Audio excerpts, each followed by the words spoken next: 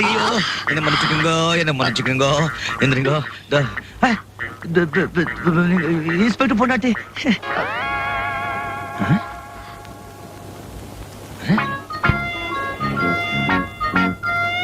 என்னைய தேடுற? இருந்த விஷயம் காணாம போச்சே. இது ஒரு மாதிரி கொலைதான். நான் செம்பத்தியா மாட்டிக்கிட்டேனே. நான் க்ளோஸ். Police police. கத்தாத, உனக்கு ஒண்ணும் ஆகாது. அப்படின்னா அப்படித்தான். ஆண் குழந்தையா பெண் குழந்தையா? ரெண்டும் தான். எப்போ? நேத்து. குழந்தைங்க எங்க? ஸ்கூலுக்கு போயிருக்காங்க. நேத்து குழந்தைங்க பிறந்திருக்கு, இனி ஸ்கூலுக்கு போயாச்சா? குழப்பறாளே.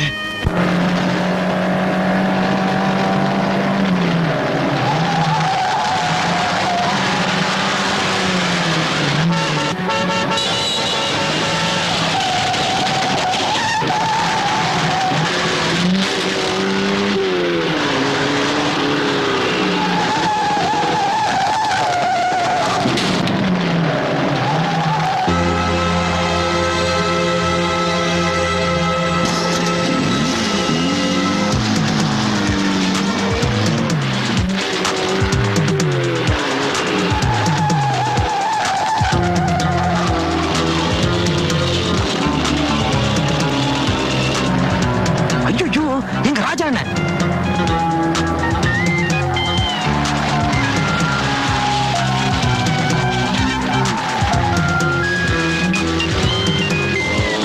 கீர்த்தி, வண்டி எங்கேயாவது ஓரமா கொண்டு போ.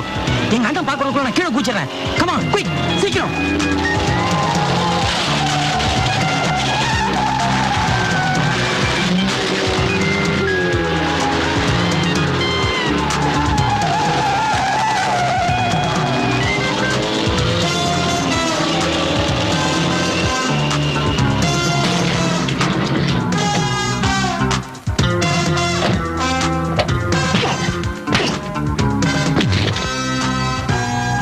சார், உங்க ஜீப்பை கவுத்துட்டு கால்ல ஓடி போன ஆளி வந்தா விரட்டி பிடிச்சிட்ட. லஞ்சம் கொடுக்க பார்த்தா இங்க கொண்டு வந்திருக்க. பைய திறந்து பாருங்க, விஷயம் நிறைய இருக்கும். சார், அபின் கான்ஸ்டபிள், இவனை உடனே உள்ள தள்ளு. ரொம்ப நன்றி தம்பி. Thank you sir. ஐயோ, கேக்குறதுக்கு யாரும் இல்லையா? உட்காரு. கட்டு. தங்கச்சிய நாய் கடிச்சிருச்சுப்பா. தங்கச்சிக்கு நாய் கடிச்சா நீ ஏன் கால கட்டு போட்டிருக்க? அதான் சொல்றேன், தங்கச்சிய நாய் கடிச்சிருச்சுப்பா. குச்சாட்ட போறேன், ஓடு அதுதான் அண்ணா தக்கி அண்ணா நாய் கடிச்சிருச்சுன்னு. இல்லப்பா இது சொல்லினேன், இன்னும் எனக்கு அர்த்தம் புரியல. நீங்க ஒன்ன காலாண்ட நாய் கடிச்சிச்சா நான் தேனீங்கன்னா சரின்னு சொல்லி நானும் சுழுகானம் மாரகத்தன் டில்லி நம்சரிஸ்காவை எடுத்துக்கிறேன். நேரம் சூளமேடு வைத்தியர்கிட்ட போனோம். வைத்தியர தங்கச்சி நாய் கடிச்சிச்சு, தங்கச்சி இட்டாத்தாரு கேட்டா அவன் சொல்லிடும்பா நாயை இட்டானா. எனக்கு கோவம் வந்து என்ன வைத்தியர சொல்லிடு கேட்டு அவன் சொல்றான், அது பித்தம் புடிச்ச நாயா பித்தம் பிடிக்காத நாயா, வெறி புடிச்ச நாயா வெறி பிடிக்காத நாயா, நான் பார்க்க வேணான்னு கேடுறான். நாயம் தானப்பா, நாயம் தான். தங்கச்சிய நாய் கடிச்சிச்சுப்பா. சரின்னு சொல்லினேன். நானும் துளுகானம் மாறுகாசன் டில்லி நம்சரிஸ்காவை எடுத்துக்கிட்டு நேரா தங்கச்சி கிட்ட போனேன். தங்கச்சி எந்த நாயமா உன்னை கடிச்சதுன்னு கேட்டேன். அவன் கேட்டுக்கிறான் ஒரு கேள்வி, என்னண்டா தான் வளாரியா கட்சி நாய மூஞ்ச புட்டா பார்க்க முடியும். நாயம் தானப்பா, நாயம். தங்கச்சிய நாய் கடிச்சிருச்சுப்பா. அது எந்த நாய் பார்த்துலான்னு சொல்லி நானும் துளுகான மாறுகாசன் டில்லி நம்சரிஸ்காவை கிளம்பணும். பாதி வயலே துளுகானம் சொல்லினா எனக்கு மூடோ டாய் பாச்சு பொண்டாட்டி ஞாபகம் வந்து நான் கைட்டிக்கிறேன். மாறுகாசம் எனக்கு மண்டை வலிக்குது நானும் கைட்டிக்கிறேன். டில்லி சொல்லினா 9வது சுத்த ஞாபகம் வருது நானும் கைட்டிக்கிறேன். கட்சியில போவடா கைட்டிக்கலான்னு அப்படியே பார்த்தோம்பா. மார்கழி மாசமா எல்லா நாய்களும் மஜாவும் இருக்குதுப்பா.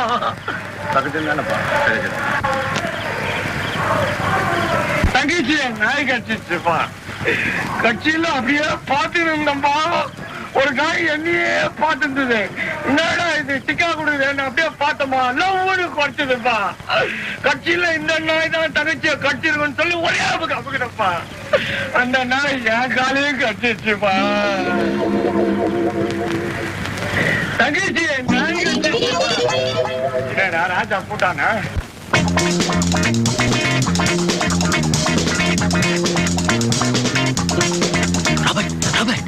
என்னாச்சு? கீர்த்தி போலீஸ்ல மாட்டிக்கிட்டான். சரக்கு எல்லாத்தையும் போலீஸ் பிடிச்சிட்டாங்க. நான் மட்டும் தப்பிச்சு ஓடி வந்துட்டேன். என்னது?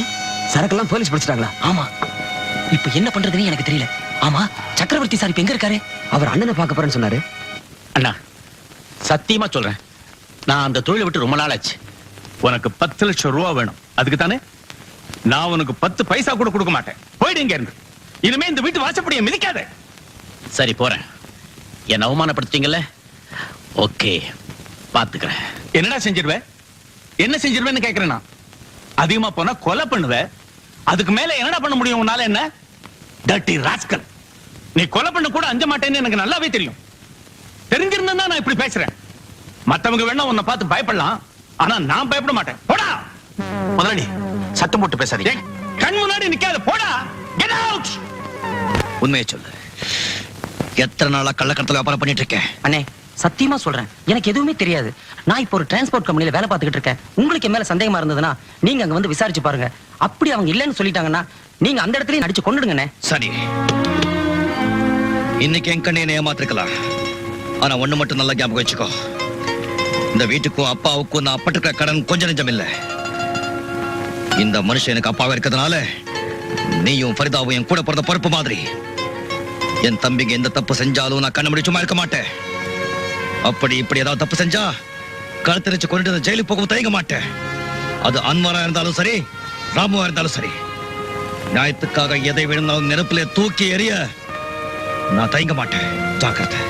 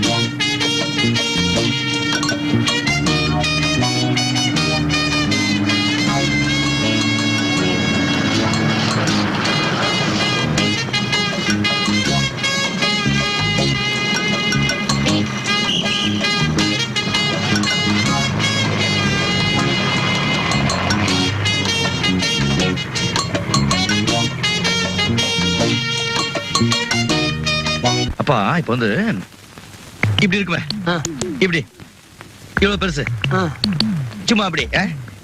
அது இங்க அந்த பெண்களுக்கு கல்யாணம் ஆன உடனே ஆகுவேன். உடனே ஆகாதுப்பா, கொஞ்சம் டைம் பிடிக்கும். பிடிக்கும் பிடிக்கும், பிடிச்சுக்கிட்டோம் பிடிச்சுக்கிட்டோம். இப்படி இப்படி புள்ளத்தாச்சு. அதான் அதான். ஐயோ, இவ்வளவு வயசாகி இதை புரிஞ்சதுக்கு இவ்வளவு நேரம். மறந்தே போச்சுப்பா, இது ஒரு தப்பா? இதெல்லாம் ஏன் எங்கிட்ட கேட்டுக்கிட்டு? சொல்றேன் வாங்க.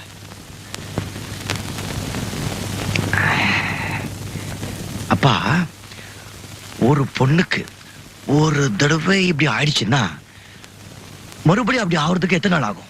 3-4 வருஷம் ஆகும். குறைஞ்சபட்சம் 1 வருஷமாவது ஆகும். 1 வருஷமா? நீ யாரு இதெல்லாம் மாத்துறதுக்கு?